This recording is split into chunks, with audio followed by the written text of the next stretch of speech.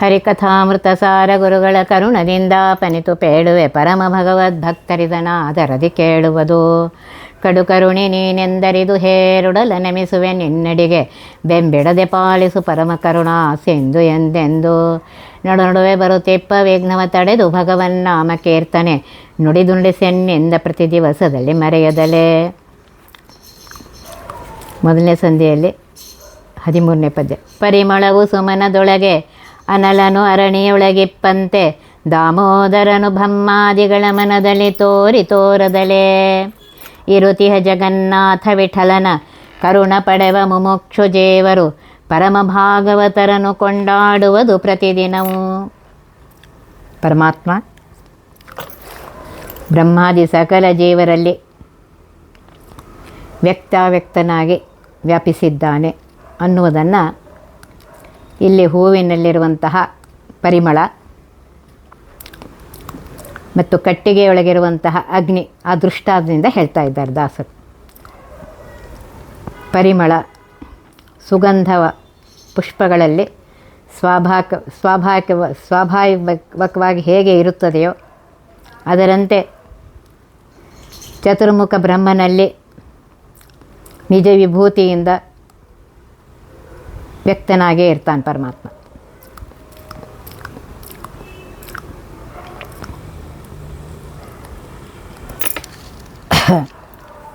ಬ್ರಹ್ಮಾದಿ ಎಂಬಲ್ಲಿ ಆದಿಶಬ್ದದಿಂದ ಸರ್ವರನ್ನು ತೆಗೆದುಕೊಳ್ಬೇಕು.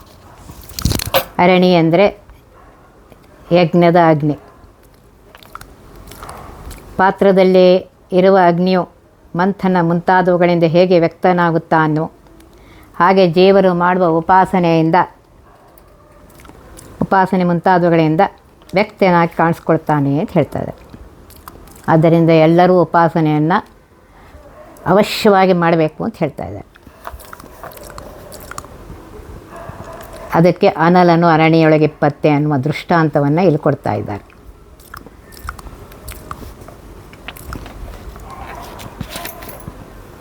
ನಮ್ಮಲ್ಲಿಯೂ ಪರಮಾತ್ಮ ಇದ್ದಾನೆ, ಅವ್ಯಕ್ತನಾಗಿದ್ದಾನೆ. ಅದನ್ನೇ ಇಲ್ಲಿ ಹೇಳ್ತಾ ಇದ್ದಾರೆ. ಜಗನ್ನಾಥ ವಿಠಲನ ವಿಶೇಷವಾಗಿ ಮಂದರಿಯ ಜ್ಞಾನವನ್ನು ಕೊಡುವ ಜಗತ್ತಿನ ಸ್ವಾಮಿಯಾಗಿರುವಂತಹ ಪರಮಾತ್ಮನ ಕೃಪೆಯನ್ನು ಪಡೆಯುವ ಮುಮುಕ್ಷು ಮೋಕ್ಷವನ್ನು ಪಡೆಯ ಬಯಸುವಂತಹ ಭಗವದ್ಭಕ್ತರನ್ನು ಪ್ರತಿ ದಿವಸದಲ್ಲಿ ಸ್ತೋತ್ರ ಮಾಡಬೇಕು ಅಂತ ಹೇಳ್ತಾ ಇದ್ದಾರೆ.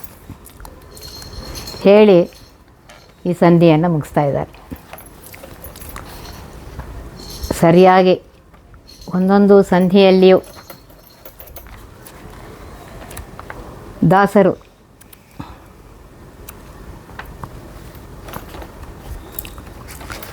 ಸುಂದರವಾಗಿ ಆ ಪರಮಾತ್ಮನ ಮಹಿಮೆಯನ್ನು ಹೇಳ್ತಾ ಇದ್ದಾರೆ. ಮೊದಲೇನು ಹೇಳಿದ್ರು, ಹರಿಕಥಾಮೃತ ಸಾರ ಗುರುಗಳ ಕರುಣದಿಂದ ಹೇಳ್ತಾ ಇದ್ದೇನೆ. ಈ ಭಕ್ತಿ ಇರಬೇಕು. ಗುರುಗಳ ಅನುಗ್ರಹದಿಂದಲೇ ಹೇಳಲಿಕ್ಕೆ ಸಾಧ್ಯವಿದೆ, ಕೇಳಲಿಕ್ಕೆ ಸಾಧ್ಯವಿದೆ. ಆದ್ದರಿಂದ ಭಗವದ್ಭಕ್ತರು ಇದನ್ನು ಅತ್ಯಂತ ಭಕ್ತಿಯಿಂದ ಕೇಳಬೇಕು ಅಂತ ಹೇಳ್ತಾ ಇದ್ದಾರೆ.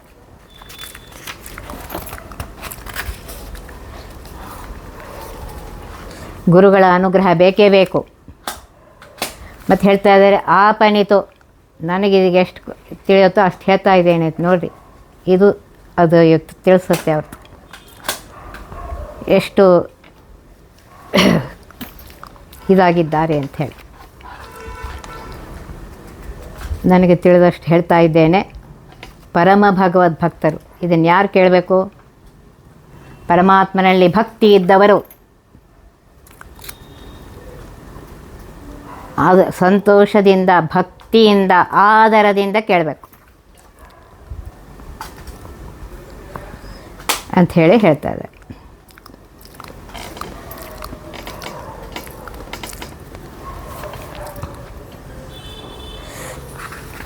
ಹೀಗೆ ಒಂದೊಂದು ಪದ್ಯದಲ್ಲಿಯೂ ಎಷ್ಟು ಸುಂದರವಾಗಿ ಹೇಳ್ತಾ ಇದ್ದಾರೆ. ಪರಮಾತ್ಮ ಎಂಥವನು, ಮೊದಲನೇ ಪದ್ಯ ಹೇಳಿದ ಪರಮಾತ್ಮ ಎಂಥವನು, ಮಹಾಲಕ್ಷ್ಮಿಯ ಕರಕಮಲಗಳಿಂದ ಪೂಜಿತವಾದ ಸುಂದರವಾದ ಪಾದಗಳುಳ್ಳವನು. ಬ್ರಹ್ಮಾದಿ ಸಕಲ ದೇವತೆಗಳು ಸಕಲ ದೇವತೆಗಳಿಂದಲೂ ಇವನು ಸ್ತುತ್ಯನಾಗಿದ್ದಾನೆ. ಇಡೀ ಬ್ರಹ್ಮಾಂಡದ ಸೃಷ್ಟಿ, ಸ್ಥಿತಿ, ಲಯ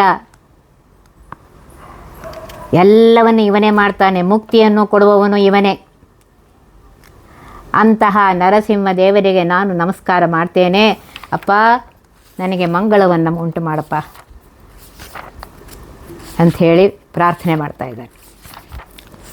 ಒಂದೊಂದು ಪದ್ಯದಲ್ಲಿಯೂ ಆ ಪರಮಾತ್ಮನ ಸ್ತೋತ್ರವನ್ನು ಎಷ್ಟು ಸುಂದರವಾಗಿ ಮಾಡ್ತಾ ಇದ್ದಾರೆ ನೋಡಿ. 2ನೇ ಪದ್ಯದಲ್ಲಿ ಹೇಳ್ತಾ ಇದ್ದಾರೆ ಮಹಾಲಕ್ಷ್ಮಿಯ ಸ್ತೋತ್ರವನ್ನು. ಜಗದುದರನಾಗಿರುವಂತಹ, ಇಡೀ ಬ್ರಹ್ಮಾಂಡವನ್ನು ತನ್ನ ಹೊಟ್ಟೆಯಲ್ಲಿ ಇಟ್ಟುಕೊಂಡಿರುವಂತಹ ಆ ಪರಮಾತ್ಮನ ಪ್ರತಿಯೊಂದು ಗುಣಗಳು ಅತ್ಯಂತ ವಿಮಲವಾಗಿವೆ. ಆ ಗುಣಗಳನ್ನು ಆಲೋಚನೆ ಮಾಡಬೇಕಾಗಿದ್ದೇ ಇಲ್ಲ ಅವಳಿಗೆಲ್ಲ ಗೋಚರವಾಗುತ್ತೆ ಮಹಾಲಕ್ಷ್ಮೀ ದೇವಿ. ಅಷ್ಟೇ ಅಲ್ಲ, ಭಾರತ ನಿಗಮತತೆಗಳಿಗೆ, ವೇದಗಳಿಗಿಂತಲೂ ಭಾರತಗಳಿಂದಲೂ ಅದನ್ನು ಅತಿಕ್ರಮಿಸಿ ಅದಕ್ಕಿಂತ ಹೆಚ್ಚಾಗಿ ಆ ಪರಮಾತ್ಮನ ರೂಪ ವಿಶೇಷಗಳ, ಕ್ರಿಯಾ ವಿಶೇಷಗಳನ್ನ ಪ್ರತಿ ಕ್ಷಣಕ್ಕೆ ಬಗೆ ಬಗೆಯ ನೂತನವನ್ನು ಕಾಣ್ತಾಳಂತೆ. ಪ್ರತಿ ಕ್ಷಣಕ್ಕೆ ಹೊಸದಾಗಿ ಕಾಣಿಸುತ್ತಂತೆ ಅವಳಿಗೆ. ಮಿಗೆ ಹರುಷದಿಂದ, ಆನಂದ ಉದ್ರೇಕದಿಂದ ಆ ಪರಮಾತ್ಮನನ್ನು ಸ್ತುತಿಸಿ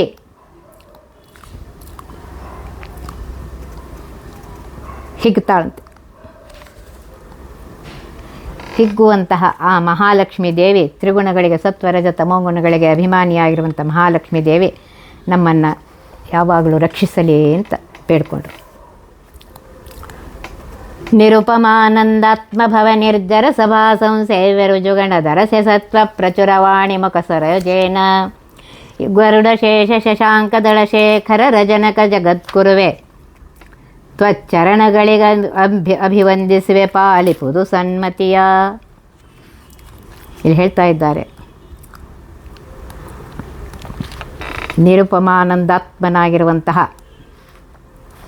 ಪರಮಾತ್ಮ ಎಂಥವನು, ಅವನು ಹೀಗಿದ್ದಾನೆ ಅಂತ ಹೇಳಲಿಕ್ಕೆ ಬರುವುದಿಲ್ಲ. ನಿರುಪಮನಾಗಿದ್ದಾನೆ,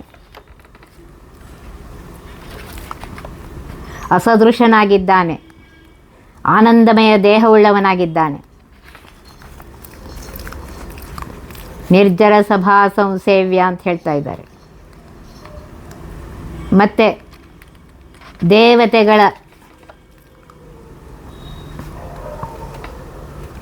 ಸಭೆಯಲ್ಲಿ ಎಲ್ಲರಿಂದಲೂ ಪೂಜ್ಯನಾಗಿದ್ದಾನೆ.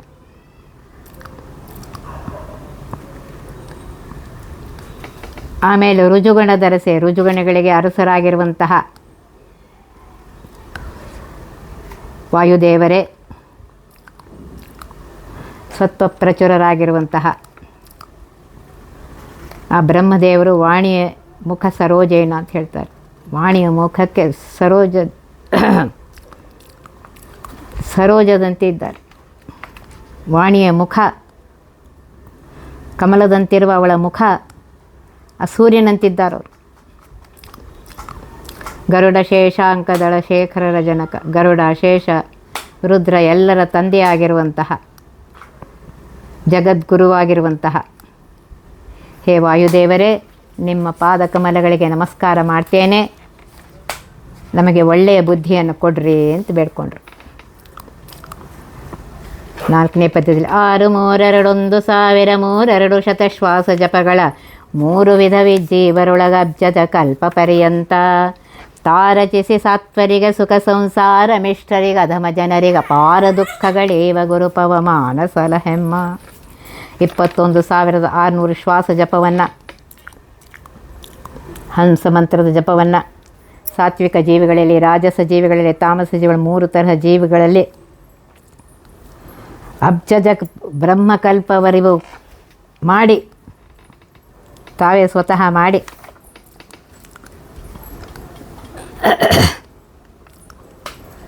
ಮುಕ್ತಿಯ ಯೋಗ್ಯರಾಗಿರುವಂತಹ, ಅಂದರೆ ಇಲ್ಲಿ ಹೇಳ್ತಾ ಇದ್ದಾರೆ, ಬ್ರಹ್ಮನಿಂದ ಆರಂಭಿಸಿ ತೃಣವ ಜೀವಿಗಳವರೆಗೂ ಮುಕ್ತಿಯೋಗ್ಯರಾದ ಸುಜೀವರಲ್ಲಿ ಸ್ವರೂಪಾನಂದ ಭಾವಿರ್ಭಾವ ಮೋಕ್ಷವನ್ನು ಕೊಡ್ತಾನೆ ಅಂತ ಹೇಳ್ತಾ ಇದ್ದಾರೆ. ಅಂತಹ ವಾಯುದೇವರಿಗೆ ಮೋಕ್ಷದಾತರು ಆಗಿದ್ದಾನೆ ಪರಮಾತ್ಮ.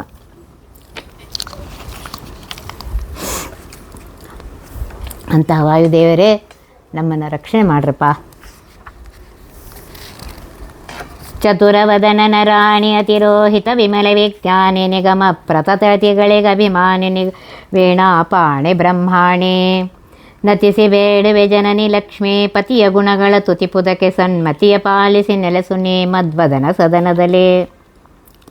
ಚತುರವದನರ ರಾಣಿ, 4 ಮುಖವುಳ್ಳಂತಹ ಬ್ರಹ್ಮದೇವರ ಪತ್ನಿಯಾಗಿರುವಂತಹ ಹೇ ಸರಸ್ವತೀ ದೇವಿಯೇ,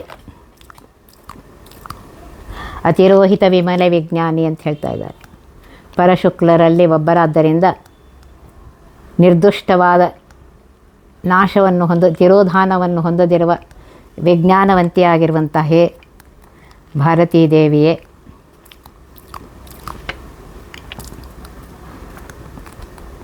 ಬ್ರಹ್ಮ, ವಾಯು, ಸರಸ್ವತಿ, ಭಾರತಿ ಇವರು ಪರಶುಕ್ಲತ್ರಯರು. ವೀಣಾಪಾಣಿ, ಕೈಯಲ್ಲಿ ವೀಣೆ ಇಟ್ಟುಕೊಂಡಿರುವಂತಹ ಬ್ರಹ್ಮಾಣಿ, ಬ್ರಹ್ಮದೇವರ ಪತ್ನಿಯಾಗಿರುವಂತಹ ಹೇ ಸರಸ್ವತಿಯೇ, ನಿನಗೆ ನಮಸ್ಕಾರ ಮಾಡಿ ಬೇಡ್ತೇನೆ. ಜನನಿ ತಾಯಿ ಬೇಡ್ಕೋತೇನಮ್ಮ. ಏನು ಅಂದರೆ ಲಕ್ಷ್ಮೀಪತಿಯಾಗಿರುವಂತಹ ಪರಮಾತ್ಮನ ಗುಣಗಳನ್ನು ಸ್ತುತಿಸುವುದಕ್ಕೆ ನೀನು ನನಗೆ ಒಳ್ಳೆಯ ಮನಸ್ಸನ್ನು ಕೊಡು, ಸನ್ಮತಿಯನ್ನು ಕೊಡು. ಮತ್ತು ನೀನು ನನ್ನ ವದನದಲ್ಲಿ, ನನ್ನ ಮುಖದಲ್ಲಿ ಯಾವಾಗಲೂ ನೆಲೆಸು ಅಂತ ಬೇಡ್ಕೊತಾ ಇದ್ದಾರೆ. ನಿಶ್ಚಳವಾದ ಬುದ್ಧಿಯನ್ನು ಕೊಟ್ಟು ನನ್ನ ಮುಖಮಂದಿರದಲ್ಲಿ ಯಾವಾಗಲೂ ವಾಸ ಮಾಡಮ್ಮ ಅಂತ ಬೇಡ್ಕೊತಾ ಇದ್ದಾರೆ. ಕೃತಿರಮಣ ಪ್ರದ್ಯುಮ್ನ ನಂದನೆ ಚತುರವಿಂಶತಿ ತತ್ವಪತಿ ದೇವತೆಗಳಿಗೆ ಗುರುವೆನಿಸುತಿಹ ಮಾರುತನ ನಿಜ ಪತ್ನಿ. ಸತತ ಹರಿಯಲಿ ಗುರುಗಳಲ್ಲಿ ಸದ್ರತಿಯ ಪಾಲಿಸಿ ಭಾಗವತ ಭಾರತ ಪುರಾಣ ರಹಸ್ಯ ತತ್ವಗಳ ಅರುಪು ಕರುಣದಲ್ಲಿ. ಕೃತಿಪತಿಯಾದ ಪ್ರದ್ಯುಮ್ನನ ಪುತ್ರಿಯೇ,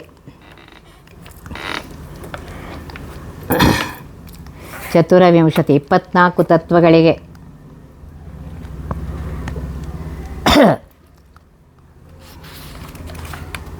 ತತ್ವಪತಿಯಾಗಿರುವಂತಹ ದೇವತೆಗಳಿಗೆ ಗುರುಗಳಾಗಿರುವಂತಹ, ತತ್ವಾಭಿಮಾನಿ ದೇವತೆಗಳಿಗೆ ಗುರುವಾಗಿರುವಂತಹ ವಾಯುದೇವರ ಪತ್ನಿಯಾಗಿರುವಂತಹ ಹೇ ಭಾರತೀ ದೇವಿಯೇ, ನಿನಗೆ ಪ್ರಾರ್ಥನೆ ಮಾಡ್ಕೋತಾ ಇದ್ದೀನಮ್ಮ. ಯಾವಾಗಲೂ ನನ್ನ ಮನಸ್ಸು ಭಕ್ತಿ ಯಾವಾಗಲೂ ಆ ಪರಮಾತ್ಮನಲ್ಲಿರಬೇಕು, ಪರಮಾತ್ಮನಲ್ಲಿ ಮತ್ತು ಗುರುಗಳಲ್ಲಿ. ಆ ರತಿಯನ್ನು, ಆ ಭಕ್ತಿಯನ್ನು ಕೊಡಮ್ಮ. ಅಷ್ಟೇ ಅಲ್ಲ, ಭಾಗವತ ಭಾರತ ಪುರಾಣ ರಹಸ್ಯ ತತ್ವಗಳ ಅರ್ಪು ಕರುಣದಡಿ ಅಂತ ಹೇಳ್ತಾರೆ. ಭಾರತದಲ್ಲಿ ಬರೆದಿರುವಂತಹ, ಭಾಗವತದಲ್ಲಿ ಬರೆದಿರುವಂತಹ ಆ ಎಲ್ಲ ರಹಸ್ಯಗಳನ್ನು ನನಗೆ ತಿಳಿಸಮ್ಮ ನೀನು ಅಂತ. ನೋಡಿರಿ, ಪ್ರಾರ್ಥನೆ ಮಾಡ್ಕೋಬೇಕಾದ್ರೆ ಎಷ್ಟು ಸುಂದರವಾಗಿ ಪ್ರಾರ್ಥನೆ ಮಾಡ್ಕೋತಾ ಇದ್ದಾರೆ. ಯಾವ ದೇವತೆಗಳಿಗೆ ಯಾವ ರೀತಿಯಾಗಿ ಪ್ರಾರ್ಥನೆ ಮಾಡ್ಕೋಬೇಕು ಅನ್ನೋದು.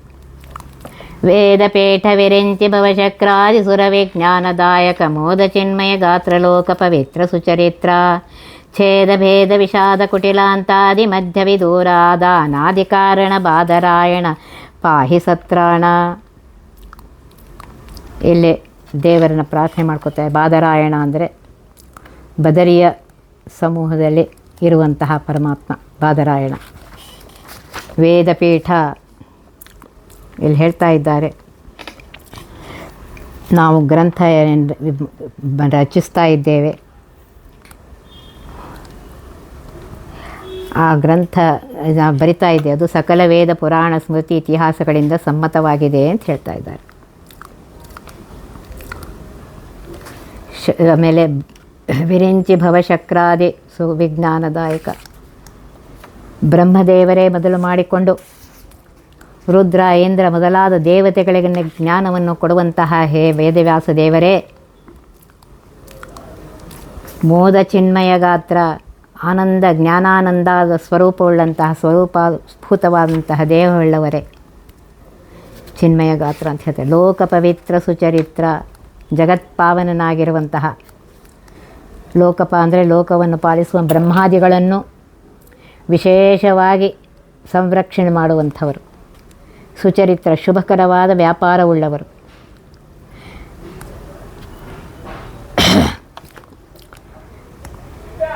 ಮತ್ತು ಭಗವದ್ಭಕ್ತರನ್ನು ರಕ್ಷಿಸುವವರು.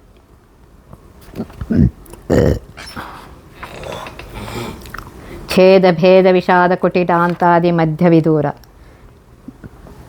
ಖಡ್ಗ ಮೊದಲಾದ ಅಸ್ತ್ರಗಳಿಂದ ಸೀಳುವುದು, ವಿಷಾದ ಅಂದರೆ ಖೇದ, ಕುಟಿಲ ಅಂದರೆ ವಕ್ರತ, ಅಂತ ಅಂದರೆ ನಾಶ, ಆದಿ ಅಂದರೆ ಜನನ, ಮಧ್ಯ ಅಂದರೆ ಸಂರಕ್ಷಣೆ, ಇವುಗಳಿಂದ ದೂರರಾದವರು.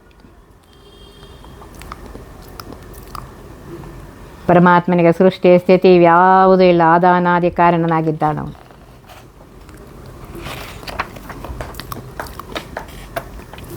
ಇವುಗಳಿಂದ ದೂರನಾಗಿದ್ದಾನೆ. ಅಂತಹ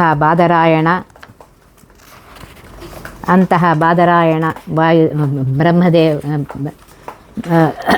ಅಂತಹ ಬಂದರೆ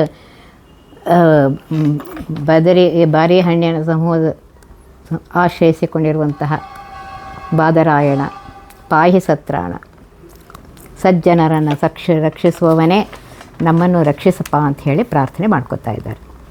ಕ್ಷಿತಿಯೊಳಗೆ ಮಣಿಮಂತ ಮೊದಲಾದತಿ ದುರಾತ್ಮರು ವಂದದಿ ಕವಿ ಮುಷತಿ ಕುಭಾಷ್ಯವ ರಚಿಸಿ ನಡುಮನೆ ಎಂಬ ಬ್ರಾಹ್ಮಣನ ಸತಿಯ ಜಠರು ದಳವತರಿಸಿ ಭಾರತಿ ರಮಣ ಮಧ್ವಾಭಿಧಾನದಿ ಚತುರ್ದಶ ಲೋಕದಲ್ಲಿ ಮೆರೆದ ಪ್ರತಿಮ ವಂದಿಸುವೆ. ಕ್ಷಿತಿಯೊಳಗೆ ಅಂದರೆ ಭೂಮಿಯೊಳಗೆ. ಮಧ್ವಾಚಾರ್ಯ ಬರೋಕ್ಕಿಂತ ಮೊದಲು 21 ಕುಭಾಷ್ಯಗಳು ಬಂದಿದ್ದು. ಆ ಎಲ್ಲ ಕುಭಾಷ್ಯಗಳನ್ನು, ದುಷ್ಟ ಭಾಷ್ಯಗಳನ್ನು ದೂರ ಮಾಡುವುದಕ್ಕೋಸ್ಕರ, ಸರಿಯಾದ ಅರ್ಥವನ್ನು ತಿಳಿಸುವುದಕ್ಕೋಸ್ಕರ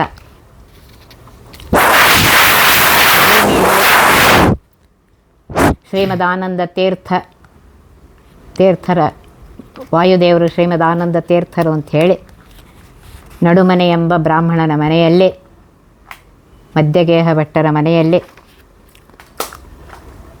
ಅವರ ಹೆಂಡತಿಯಲ್ಲಿ ಅವತಾರವನ್ನು ತೆಗೆದುಕೊಳ್ತಾರೆ.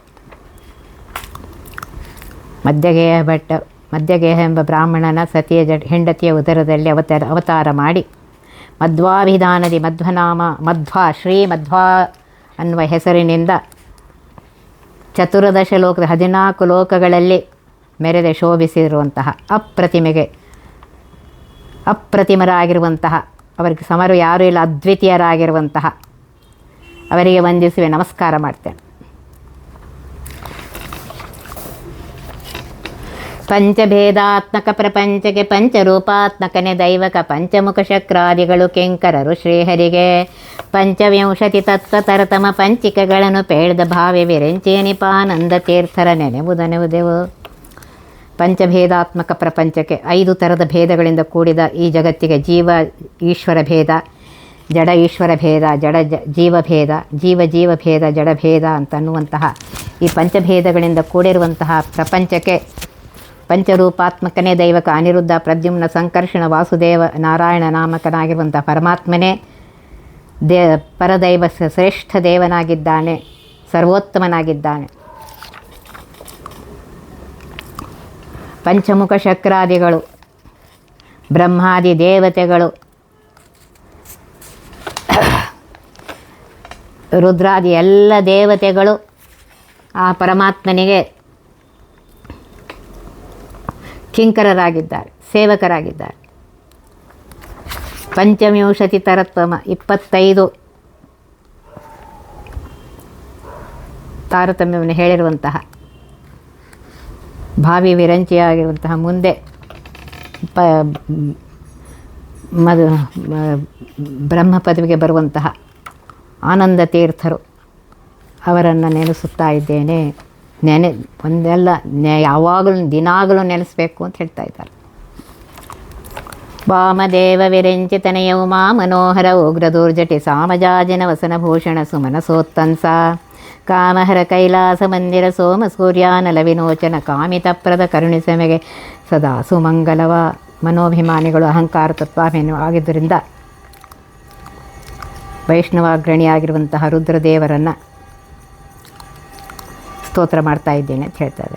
ವಾಮದೇವ ಮನೋಹರರಾಗಿರುವಂತಹ ಕ್ರೀಡಾ ಗುಣವಂತರಾಗಿದ್ದಾರೆ. ಉಮಾ ಮನೋಹರ ಪಾರ್ವತಿ ದೇವಿಗೆ ಮನೋಹರರಾಗಿದ್ದಾರೆ.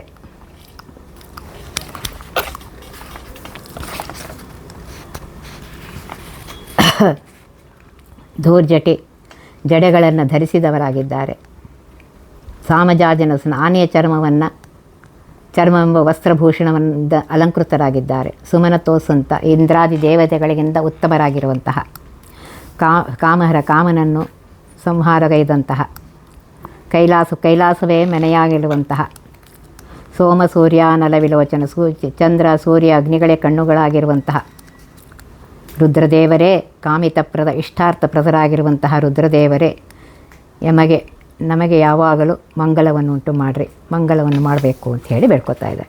ಕೃತ್ಯವಾಸನೆ ಹಿಂದೆ ನೀ 40 ಕಲ್ಪ ಸಮೀರನಲೆ ಶಿಷ್ಯತ್ವ ವಹಿಸಿ ಕಿಳಾಗಮಾರ್ಥಗಳು ಜಲಧಿಯಳು 10 ಕಲ್ಪದಿ ತಪವಗೈದಾದಿತ್ಯರೊಳಗುತ್ತಮ ನೆನೆಸಿ ಪುರುಷೋತ್ತಮನ ಪರ್ಯಂಕ ಪದವೈದಿದೆಯೋ ಮಹಾದೇವ. ಕೃತ್ಯವಾಸನೆ ಹುಟ್ಟದ್ದು ಹುಲಿದೊಗಲು,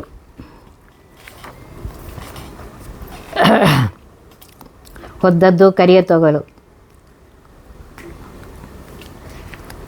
ಈ ರೀತಿಯಾಗಿ ಭೂಷಣರಾಗಿರುವಂತಹ ರುದ್ರದೇವರೇ, ಗರುಡ ಶೇಷ ರುದ್ರರೇ,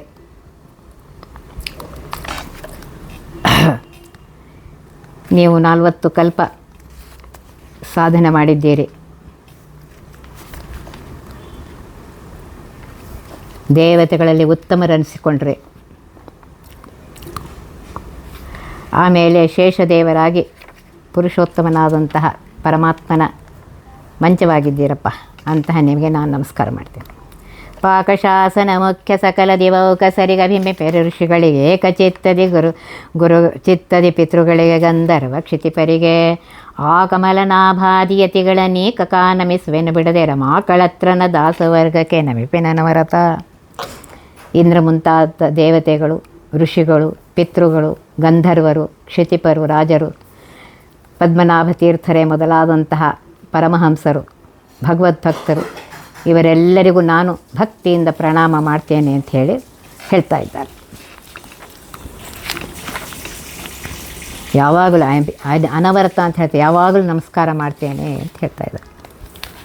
ಪರಿಮಳವು ಸುಮನದೊಳಗೆ ಅನಲನು ಅರಣಿಯೊಳಗೆ ಪಂತೆ ದಾಮೋದರನು ಬ್ರಹ್ಮಾದಿಗಳ ಮನದಲ್ಲಿ ತೋರದಲೆ ಇರುತಿಹ ಜಗನ್ನಾಥ ವಿಠಲನ ಕರುಣ ಪಡೆವ ಮುಮುಕ್ಷುಜೀವರು ಪರಮ ಭಾಗವತರನು ಕೊಂಡಾಡುವುದು ಪ್ರತಿದಿನವೂ. ಪರಮಾತ್ಮ ಬ್ರಹ್ಮಾದಿ ಸಕಲ ಜೀವರಲ್ಲಿ ವ್ಯಕ್ತಾವ್ಯಕ್ತನಾಗಿ ವ್ಯಾಪಿಸಿದ್ದಾನೆ. ಹೇಗೆ ಹೂವಿನಲ್ಲಿ ಪರಿಮಳ ಇದೆ, ಕಟ್ಟಿಗೆಯಲ್ಲಿ ಅಗ್ನಿ ಇದೆ, ಆ ರೀತಿಯಾಗಿ ಇದ್ದಾನೆ ಅಂತ ಹೇಳ್ತಾ ಇದ್ದಾರೆ. ಹೂವಿನಲ್ಲಿ ಪರಿಮಳ ಸ್ವಾಭಾವಿಕವಾಗಿರ್ತದೆ. ಅದರಂತೆ ಚತುರ್ಮುಖನಲ್ಲಿ ನಿಜ ವಿಭೂತಿಯಿಂದ ಪರಮಾತ್ಮ ಇದ್ದಾನೆ.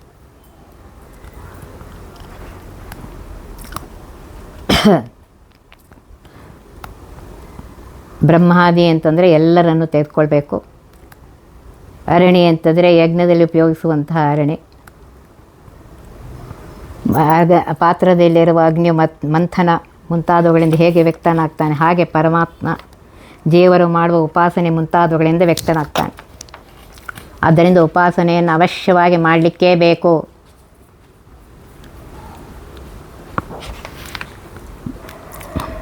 ಎಲ್ಲರಲ್ಲೂ ಪರಮಾತ್ಮ ಇದ್ದಾನೆ, ತೋರದಲೇ. ಅಂತಹ ಜಗನ್ನಾಥ ವಿಠ್ಠಲನ ಕರುಣೆ ಪಡೆಯಬೇಕಾದರೆ ಮುಮುಕ್ಷ ಜೀವರು, ಮುಕ್ತಿಯೋಗ್ಯರಾದಂತಹ ಜೀವರು ಪರಮ ಭಾಗವತರನ್ನು ಕೊಂಡಾಡುವುದು. ಶ್ರೇಷ್ಠವಾಗಿರುವಂತಹ ಬ್ರಹ್ಮಾದಿ ಸಕಲ ದೇವತೆಗಳ ತಾರತಮ್ಯಾನುಸಾರವಾಗಿ ತಿಳಿದುಕೊಂಡು ಹರಿ ಸರ್ವೋತ್ತಮನಾಗಿದ್ದಾನೆ, ವಾಯು ಬ್ರಹ್ಮದೇವರು ಜೀವೋತ್ತಮರಾಗಿದ್ದಾರೆ. ತಾರತಮ್ಯಾನುಸಾರವಾಗಿ ಸರಿಯಾಗಿ ತಿಳಿದುಕೊಂಡು ಆ ಪರಮಾತ್ಮನನ್ನು ವಿಶೇಷವಾಗಿ ಉಪಾಸನೆ ಮಾಡಬೇಕು. ಆಗಲೇ ಪರಮಾತ್ಮ ಅನುಗ್ರಹ ಮಾಡ್ತಾನೆ ಅಂತ ಹೇಳಿ ಈ ಸಂಧಿಯನ್ನು ಮುಗಿಸ್ತಾ ಇದ್ದಾರೆ. ಒತ್ತಿ ಬಹ ವಿಘ್ನಗಳ ಕಳೆದಪ ಮೃತ್ಯುವಿಗೆ ಮರೆ ಮಾಡಿ ಕಾಲನ ದೂತರಿಗೆ ಭೀಕರವ ಪುಟ್ಟಿಸಿ ಸಕಲ ಸಿದ್ಧಿಗಳ ಒತ್ತಿಗೊಳ್ಳಿಸಿ ಮನರು ಹೇಕ್ಷಣ ನೃತ್ಯ ಮಾಡುವರವರ ಮನೆಯೊಳು ನಿತ್ಯ ಮಂಗಳ ಹರಿಕಥಾಮೃತ ಸಾರ ಪಠಿಸುವರ.